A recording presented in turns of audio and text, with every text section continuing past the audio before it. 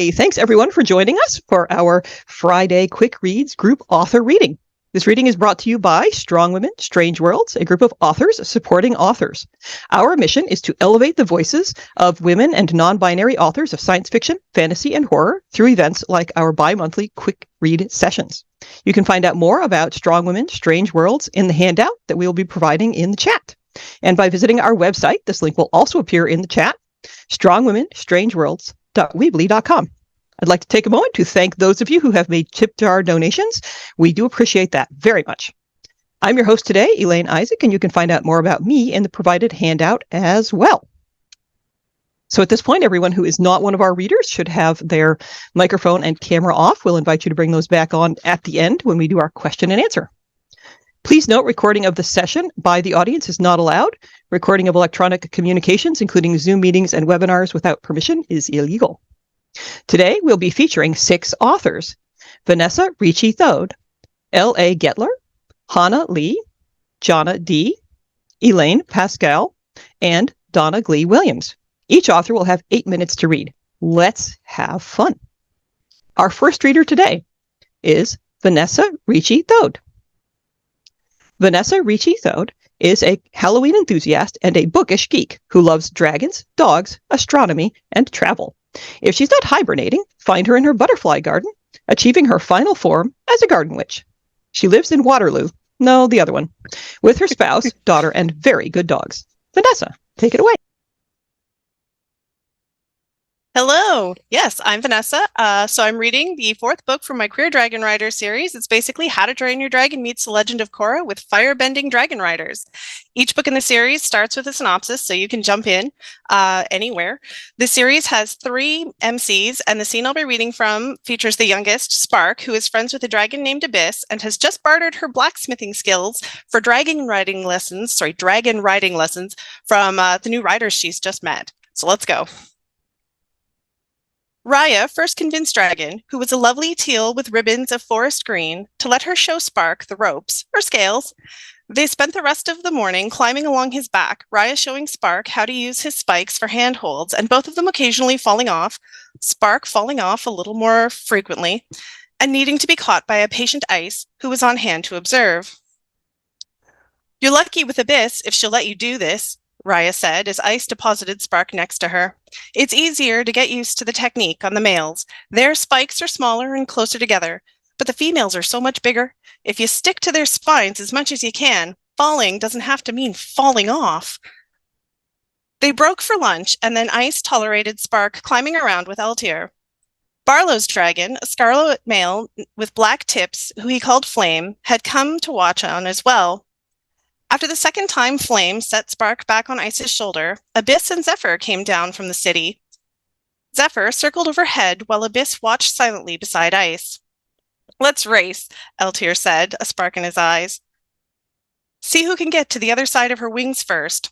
Spark shrugged, and they each stood on either side of the ridges that made up Ice's spine. Eltier counted it down, and they both dashed off. Raya was right that it was far easier on Ice than it had been on Dragon. That didn't mean Spark was any good at it. She did a lot of tripping and stumbling and nearly fell off despite the extra width of the Dragoness. Eltier got to the other side of Ice's wings ages ahead of Spark. "Once you get your footing, then you can go from dragon to dragon," Raya called from Dragon's back. He extended his wings like he would if he was gliding, and Raya raced across the top of one and hopped off to land on Ice's back. Spark stared. "And you do all this while you're flying?" "Let's try it," Abyss said, leaning her head closer. Raya and Eltier stared wide-eyed at her. Barlow gasped. "The day's wonders never cease," Raya said. Abyss plucked Spark from Ice's back and dropped Spark onto her shoulder. Spark jogged from Abyss's shoulder to the base of her tail and back again. "Hold on." Abyss gave her only a moment to wedge herself between 2 spikes before taking off into the air, crying out. The other 3 dragons shrieked from behind her, chasing after Abyss. This call Spark recognized as the one she thought of as their play call. Smaller and faster, Dragon and Flame zipped by and circled overhead. Raya jumped from Dragon's shoulder to Flame's wing as both dragons passed by. Spark glanced down and couldn't quite bring herself to leave her semi-secure spot. She watched on, utterly transfixed, as Raya raced down Flame's back while he pitched into a loop. Barlow scuttled over Flame's shoulder to his underside as it became his overside, but Raya was quick and stayed ahead of the loop until she reached the tip of his tail, where she grabbed the spikes and swung herself out to drop onto Abyss's back. She stood next to Spark near the base of Abyss's neck, her body swaying as she shifted her balance to accommodate how Abyss moved while she flew. Raya called out, "Sorry, mistress. I should have asked first if you minded an extra passenger." Abyss shook, just a little twitch. It was enough to send Raya, laughing gleefully, sailing out into the clear skies and nearly dislodge Spark from her safe place. Spark turned in time to see Zephyr snatch Raya, who was still laughing, and drop her back onto Dragon. "Try," Abyss said.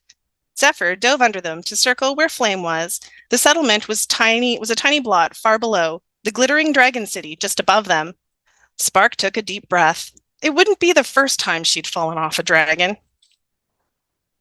She stood, wobbled, inched along, getting a feel for how Abyss moved, how the wind pushed and pulled her. Dragon drew closer, and Raya cheered Spark on. Spark went slowly, but kept watching the others. Eltyr jumped from ice to Dragon and met Raya in the middle of his back. They pretended to spar until Raya grabbed his shoulders and pitched him off Dragon, cackling all the while. Eltyr landed on Flame, and Ice swooped past a moment later, snatching him up as she went. Spark would have to figure out how to improve her balance on the ground before she had any hope of being any good at this. But when she reached Abyss's wings, she turned and sprinted toward her shoulders. Crosswinds took her by surprise, and she tumbled, bouncing off one of Abyss's spikes and rolling down her back. Spark scrabbled, fingers brushing a ridge before she sailed out into the open sky. The wind was fierce, whipping around her, tugging at her clothes and pinwheeling her as she fell. She saw the shimmer of the Dragon City, searing blue skies, the green valley floor, glittering red rock. They all swirled past, and Spark had to squeeze her eyes shut against the chaotic riot of color. All while she still held her breath against a scream and tensed her body, waiting. Someone will catch me, someone will catch me, someone. Abyss spiraled back around and caught Spark in her claws. Spark's heartbeat slammed into her ears, and she panted. Raya called for Spark to come over to Dragon. Spark didn't think she could move just yet, but Abyss helped her along, picking her up and dropping her in next to Raya. "Let's do something that looks harder than it is," Raya suggested. She whistled to Dragon, and he changed course to glide about 10 feet up from Abyss. The memory of jumping from Zephyr to save Abyss from the ice dragons overtook Spark's thoughts, and she shuddered. She could almost feel the tenderness in her ribs again and the hot rage coursing through her. She took a steadying breath against it. "I've done this once before," Spark said, her voice small. She took another breath to steel herself. "Let's see if I can do a better job of it this time." At least she didn't have broken ribs to worry about. She edged around Dragon's side, clinging to his spikes, until she had a good view of Abyss's wings. Then she leapt. She hit her mark, but didn't have anything to grab onto, no spikes on the wings, and lost her footing. The wind took her. She slid, not graceful in the least, as she raked her hands along the wing membrane, and then Spark slid out into the sky, where Zephyr waited to catch her. They tried it twice more, until Spark, nowhere near approaching graceful, landed on the wing and managed to scramble to Abyss's body and find something to hold on to. Spark couldn't believe the stunts the other three pulled with ease. She wondered at exactly what they'd been able to do when they'd had Raya's brother and his aeromancy to buoy them. The sun had sunk near the horizon by the time the dragons left the humans on the ground outside the big workshop. Spark was startled by how much time had passed. The other three laughed and joked with each other while Spark watched Abyss disappear into the city. "Well, that was the best money I've ever spent on weapons repairs," Eltyr said, a chuckle in his voice. "We need to find more places that will trade like this." "Take me up again to practice more, and I'll temper all of your gear," Spark said. Raya laughed and clapped her on the back. "That's the spirit, eh? We'll make a dragon walker out of you yet." Spark felt light, like a dandelion fluff on the breeze, and she practically skipped back to her house. So that's it. Thanks for listening. If you want more, I'm giving away the whole series, so be sure to enter the giveaway, and I'll post my socials in the chat. Wow, thank you for that fun and exciting read. I think everybody now wants to be a dragon rider, or perhaps to run away screaming if they are afraid of heights. That was delightful, Vanessa. All right, on to our next reader. Our second reader today is L.A. Guettler. L.A. Guettler is a freelance technical writer and library worker from Illinois. She's self-published 3 sci-fi novels. When she's not hunched over a keyboard, whimpering, she's often found lying on the couch, buried in cats. Reading? Napping? Maybe. But more likely, she's procrastinating on social media. L.A., over to you.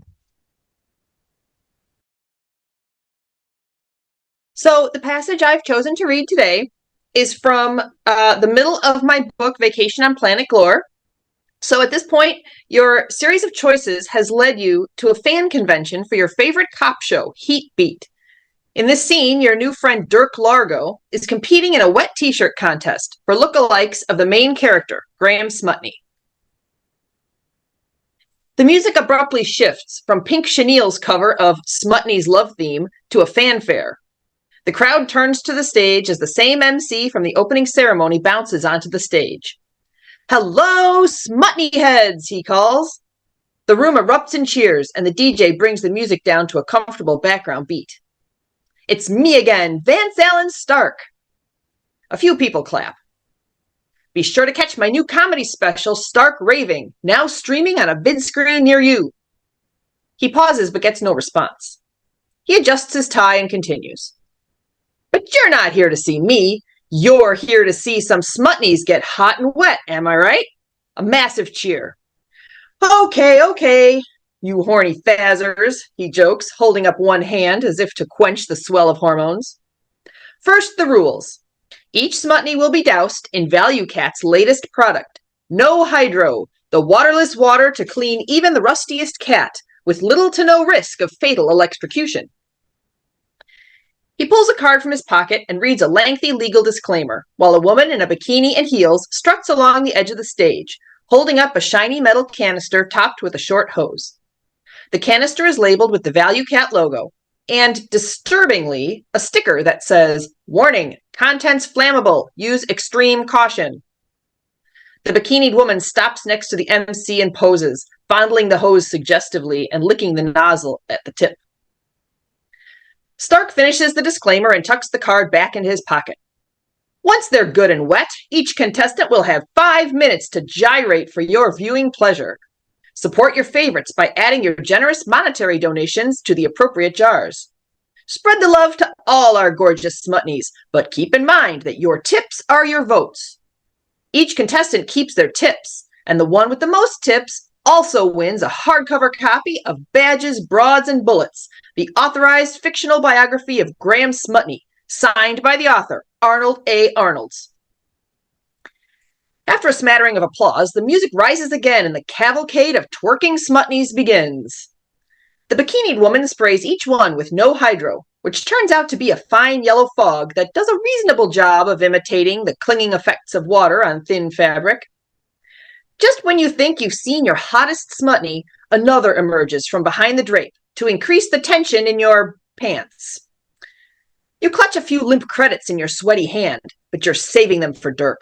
It's the least you can do for him in return for the free ticket to the convention. When Dirk finally makes it to the stage, though, you realize none of the other Smutneys could possibly compare.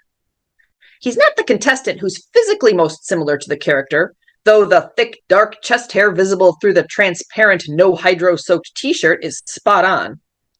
But his performance embodies the Graham Smutney experience in ways you never thought possible.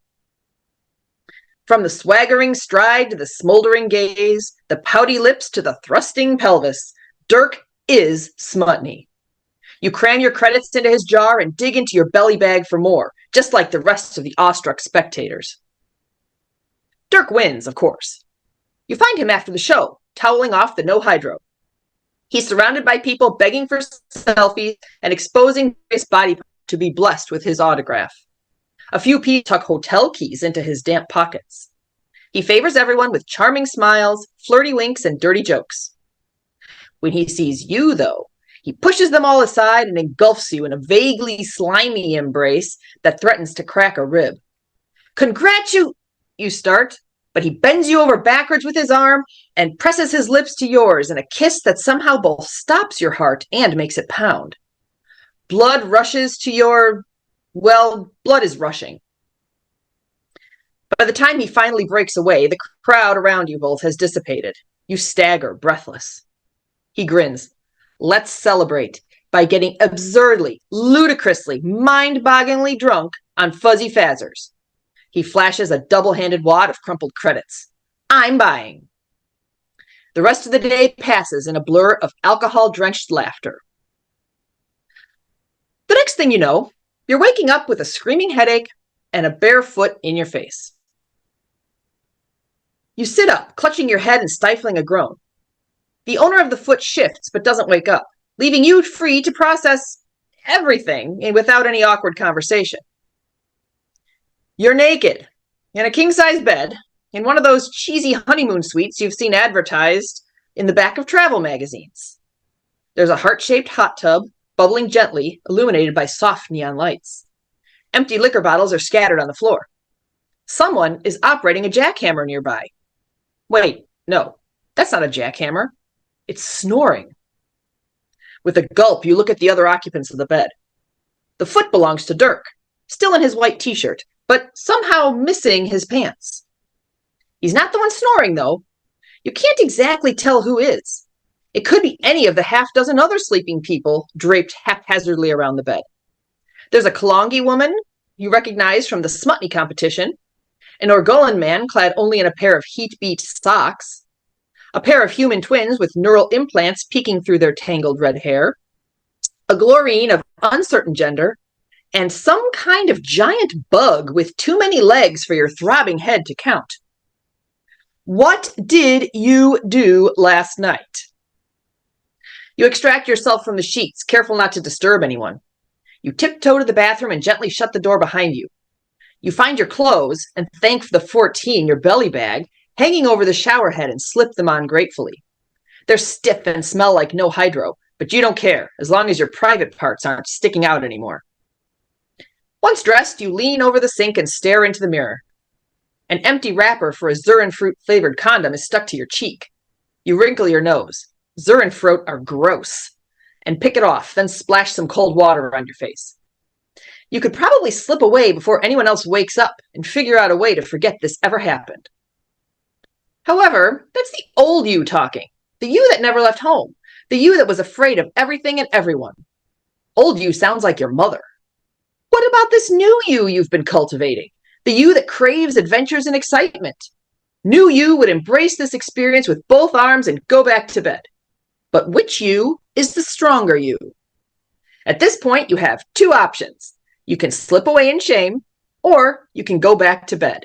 The choice is yours. If you want to make your own choices, you can pick up the book. I'll be giving that away along with a bunch of other merch at the end of this event. Thank you.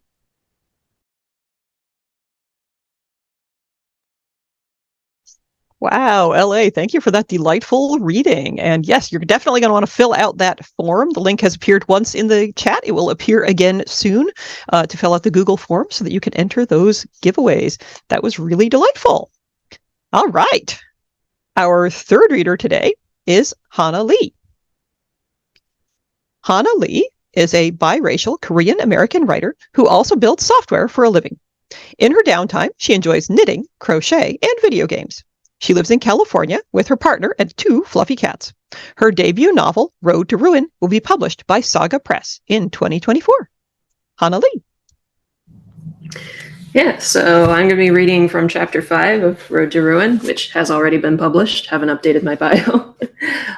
Jin, the main character, has just rescued Princess Inarine from her abusive family and a marriage that she's not too excited about.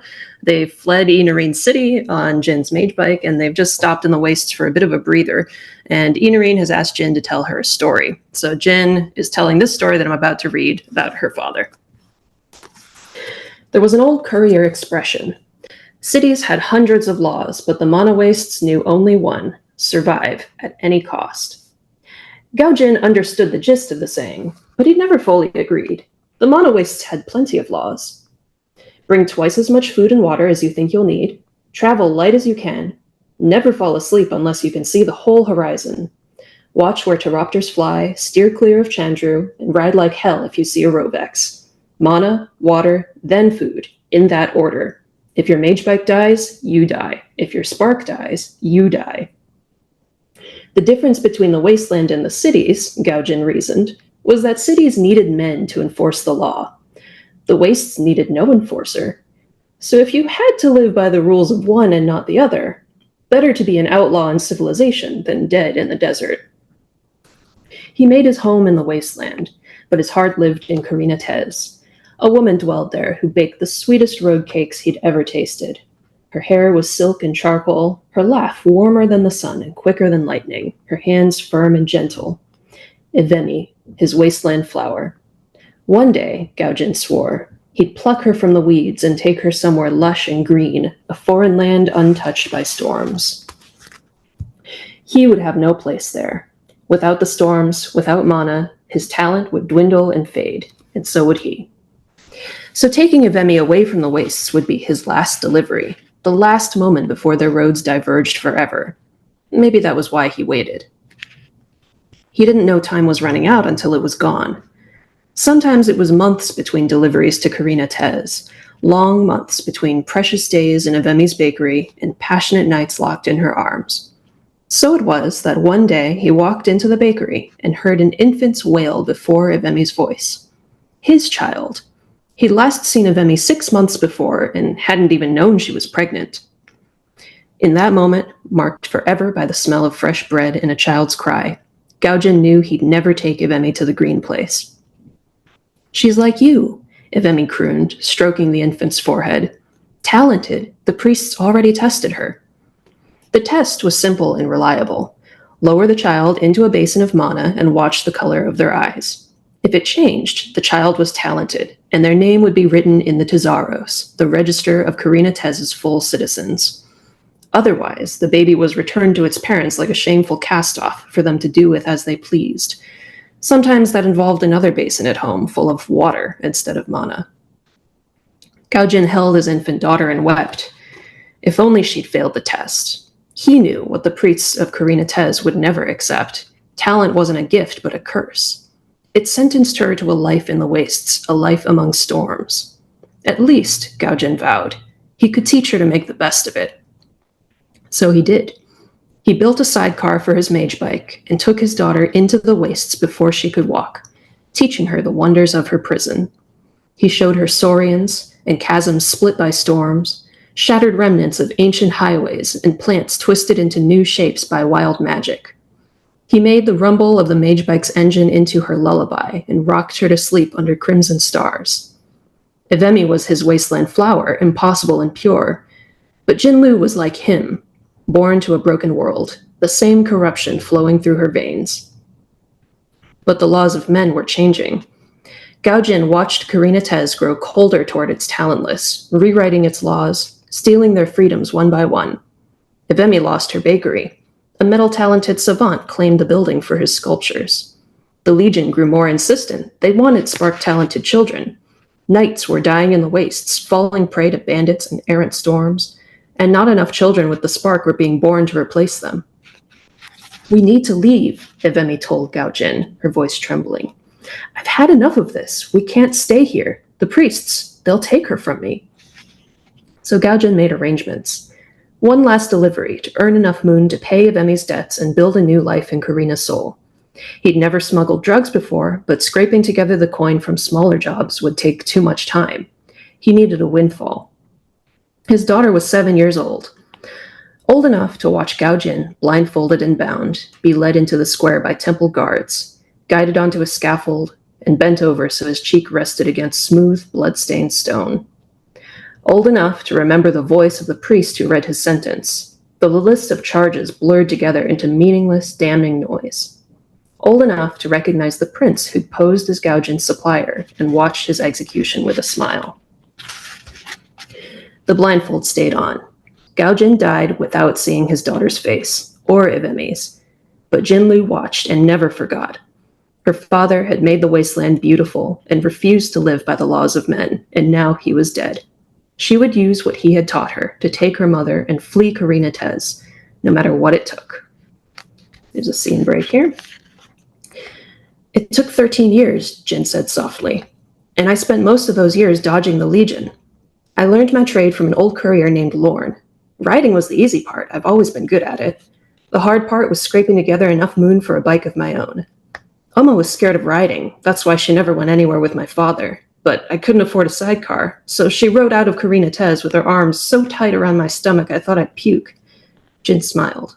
A bit like you, Princess. She glanced to the side. Inarine's head had slumped onto the boulder. Her veil fluttered to the steady rhythm of her breath. Jin shrugged off her jacket and draped it over the princess. Her throat clenched. For a moment, she saw someone else sleeping in Inarine's place. Emotion pushed against her ribs, a beast trying to claw its way out. All she could do was breathe, in and out, squeezing her hands in time with each exit. Inhale. Her escape from Karina Tez hadn't been without sacrifice. She left the rest of the story untold. Inarine didn't need to know the real reason Jin had been unable to refuse her back in Karina Root. Her secret shame, the stain on her past. Falca. Delivering Inarine safely into Kadrin's arms would make it all right. Then, maybe, Jin would finally be freed of her guilt. That's all I got. I'm giving away 2 copies of this book, and you can buy it anywhere books are sold.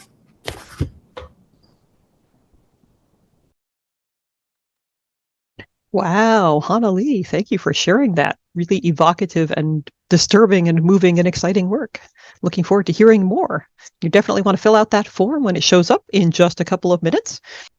Now, onward to our 4th reader. Our 4th reader today is Johnna Dee. Hello, everybody. Johnna Dee is a fantasy romance writer who has 3 series out. Initially, her creative journey began with poetry. That's where she honed her skills in crafting evocative and lyrical verses.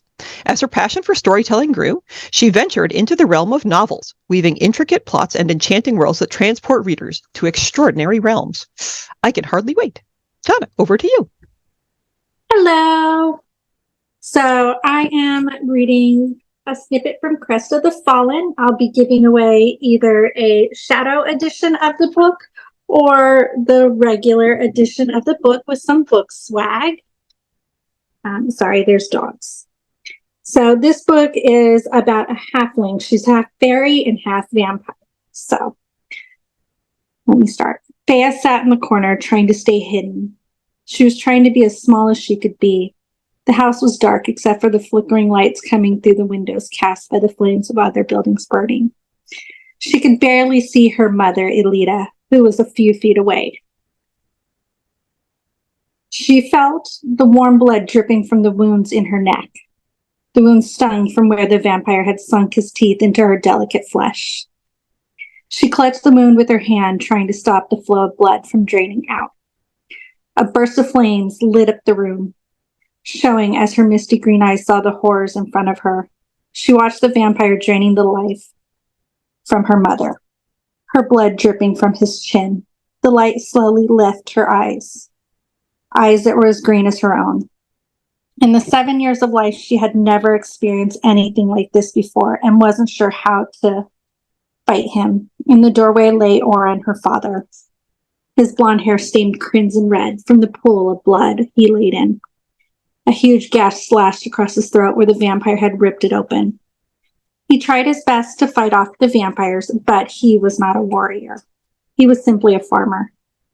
It had not taken long for the vampires to take her father out.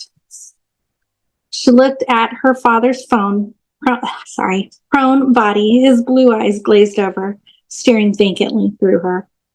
She looked up as the vampire came towards her, blood dripping down his chin, his white shirt and tan pants drenched in the blood of her family, her clan, and herself. Her lips quivered as tears welled up in her eyes, because she knew she would soon cross over and be with her parents. She tried to suppress the sob as fear clenched her chest. She was not ready to die. Her eyes never left the vampire's face as he approached her. She stared deep into those eyes, as black as midnight, as he continued to walk. Suddenly, the vampire stilled. His black eyes grew wide. Fea flinched as she glanced away as the sword pierced through the vampire's chest. As the sword was withdrawn from his heart, the vampire fell to his knees. A Fey warrior stood behind him, dark red blood dripping from the sword to the ground to mix in the blood splattered across the floor. The warriors had finally made it to Faye's village and her family's hut. The Faye warrior stood there covered in blood and cuts, his brown eyes weary. She doubted he noticed her before he ran out of the house, never looking her way. It did not matter, though. She knew it was too late for her, as it was too late for her parents. Her family was dead, and she had been bitten. They would not let her live. And that is part of the first chapter. She does get a romantic partner, but it's not him. And yes, so this is the shadow book.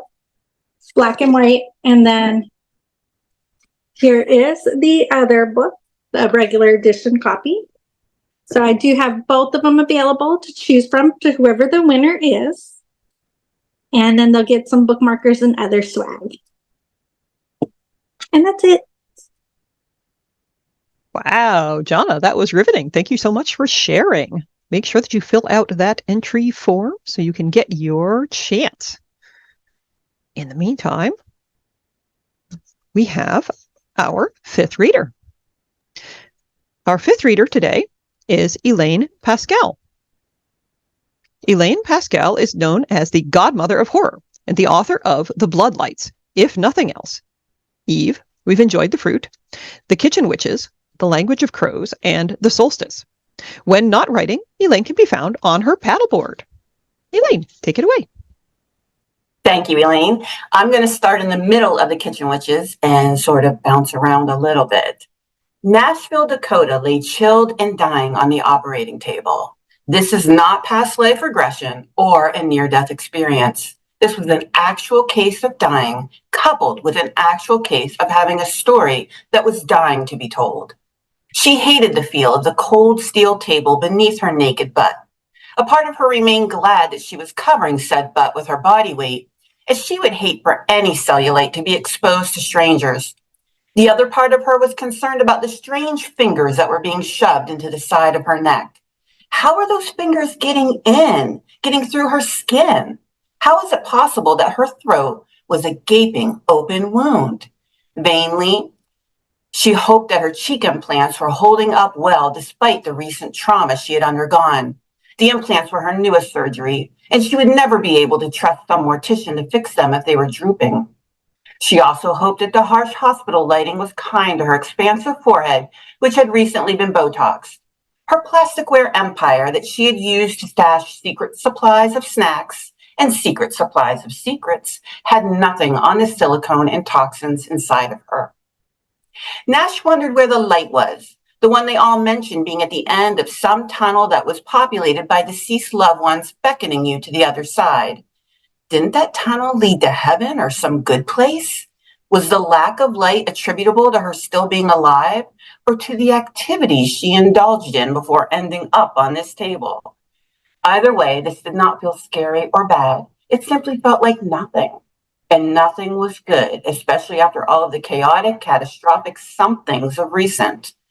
Was this what it had been like for those she had watched die? Had there been no pain, only nothingness?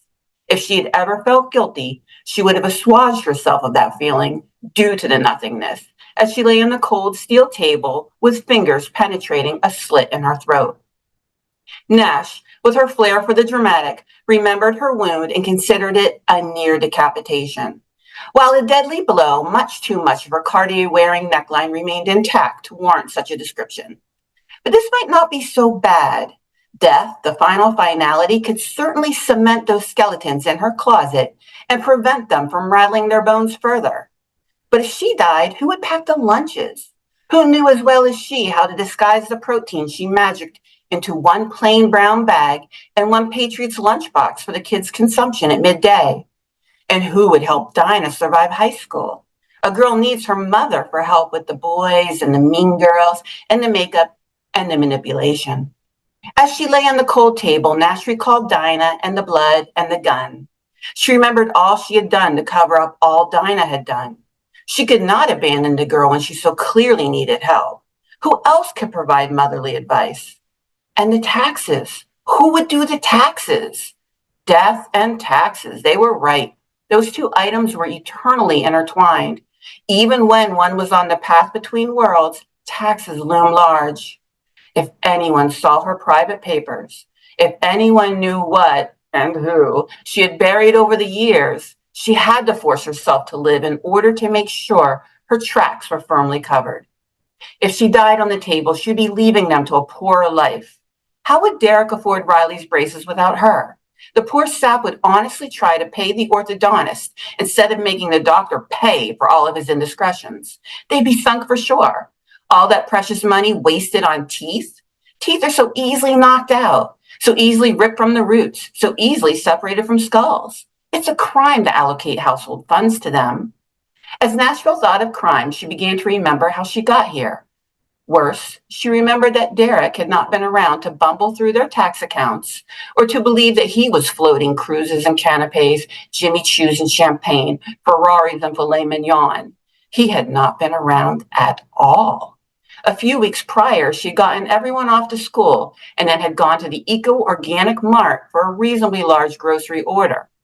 Even though she'd very, very recently done a medium-sized order, and even though her kitchen refrigerator and basement freezer were drowning in sustenance. Her food regimen at that time required that she purchase food items daily and then practice self-denial. The habit of suffering might ultimately suit her. She stored non-perishables in glass jars like some ancient apothecary. Crystal vases held bouquets of Cheerios and pastas. Vials contained spells of rice, flax, and beans. And her plasticware. That contained the most precious things she owned or acquired. First things first, Nashville, Dakota was not the island impaler. Everyone who was anyone had been to the landing that summer, picnicking, sailing, sipping fruity drinks, and leaving traces of their DNA everywhere. It is true she had known all the victims. Furthermore, the three women whose bodies had been found had each hosted a plasticware party as part of Nash's multi-level marketing LLC. And each had been robbed of her individual profits at some point in the time following the party, but preceding her impalement. And it is true that the instrument of impalement was none other than the sharpened drivers that matched the golf sets that were offered as prizes in the Putt for the Butt auction to raise money and awareness for pre-prom liposuction. None of this proved anything, and Nash had been able to explain her innocence over afternoon tea with the chief of police. While Nash sipped her cappuccino, she noticed a piece of plasticware trapped amongst the thorns of one of her rose bushes.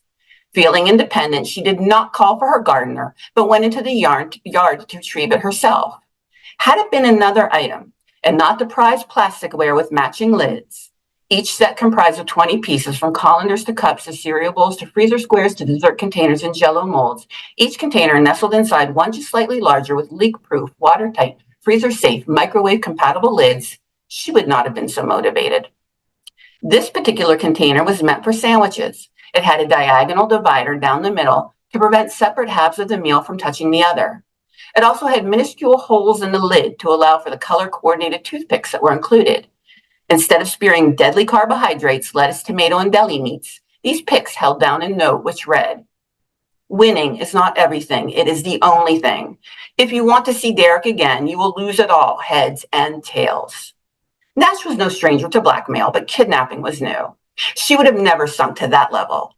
There was a certain hierarchy to crime, and holding someone against his or her will for profit announced a lack of class and creativity.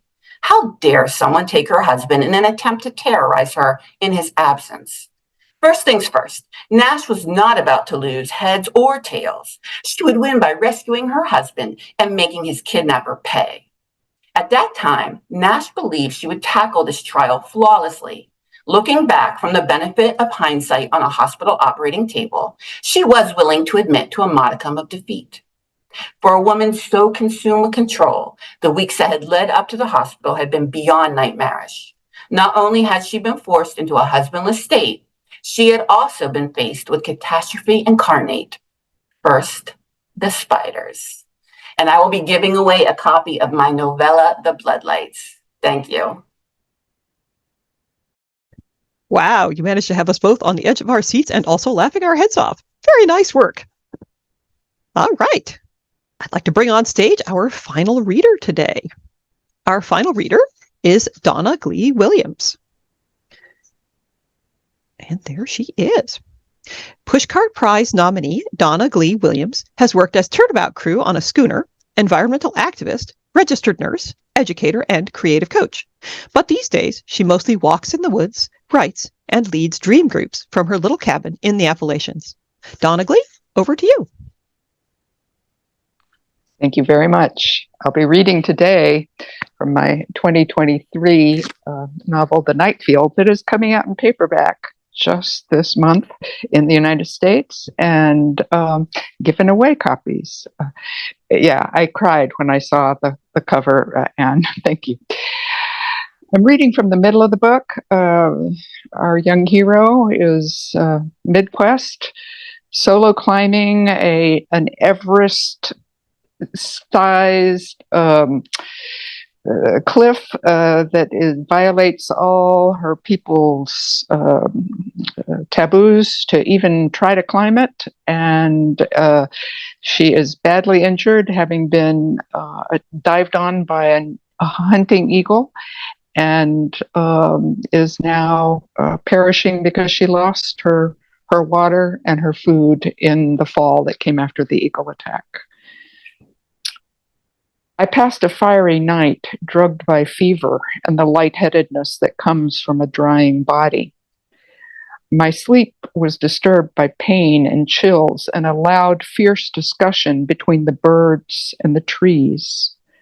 I could not make out what had stirred them up so, just that it was very serious.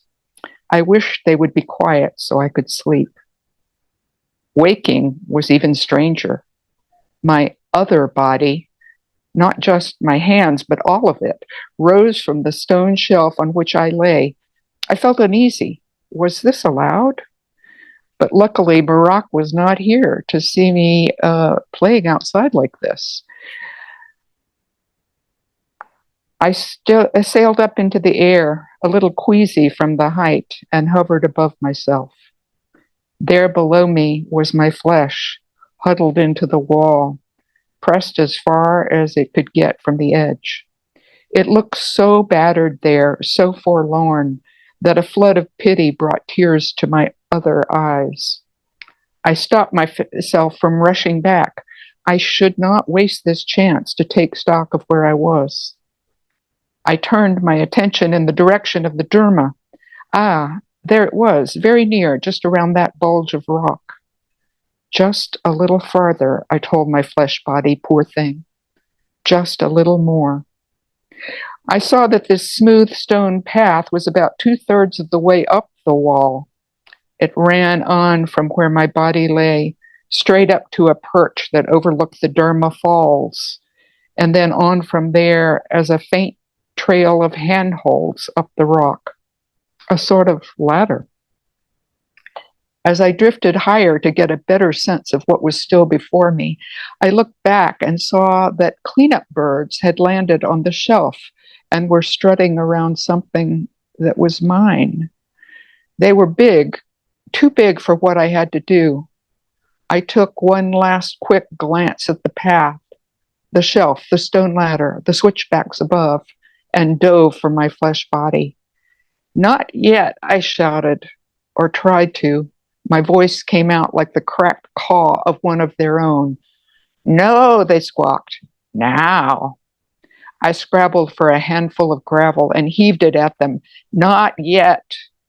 Disgruntled, the massive birds lifted noisily away from me and swooped off to find less argumentative food. Good.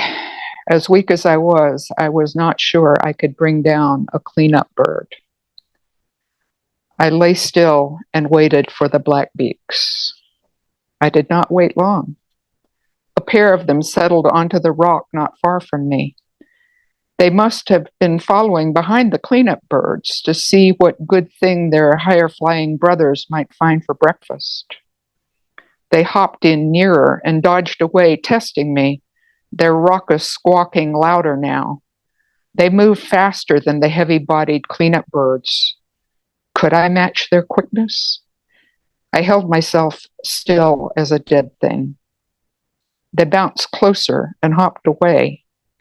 I stifled a shout and almost jerked when the smaller one gave my forearm a hard, twisting nip with its heavy beak. As if from far away, I noticed how loose my skin was where the bird pinched me, like an old woman's or a withered fruit. The bird came for me again, jumping toward my face. I grabbed. My body did not fail me. My fist clenched around the black-beaked head and gave one sharp shake, breaking the bird's neck. I thanked it as I felt the wind of its other wings lifting into the sky. Or maybe that was its flesh wings, each as long as my arm, flailing at me with the fury of a body that does not want to die. When the bruising wings hung still, I cut off the bird's head with one strong draw of my father's blade and popped the spurting neck into my mouth before anything could be wasted. The shaggy neck feathers rasped at my sunburned lips, but no breast baby ever sucked milk more eagerly than I sucked the warm, sticky flow from Brother Blackbeak. After I drank the Blackbeak's life, I was left with its flesh. No time to pluck or skin it. Now, while I was strong with its flow, was the time to walk. The good meat could not be wasted. I would carry it with me once I was safely by the Derma's water, or when it got too dark to keep going, I would eat. When I opened my pack to tuck it away, my eyes fell on my father's other gift, the packet of Go Strong leaf. If only I had some water. No one ever needed Go Strong tea more than I did right now. I untied the thong that held it closed and fingered the brown clump, wondering. Even the herb's odd musky scent seemed to strengthen me. Or maybe that was the Blackbeak's flow beginning to make itself at home. I had no water, but I needed the Go Strong badly. Even with the help of the Blackbeak, I was dry and lightheaded, feverish, I thought, weak as a newborn. I had never heard of anyone eating the pure leaf, but neither had I ever heard that it was poison or harmful in any way. Maybe just a little, a taste, just to see. The Derma was not far. I knew that now. I could have water soon, real water, but only if I could keep putting one foot in front of another, just a little farther. I tore off a piece of the leathery leaf, folded into my mouth, and chewed.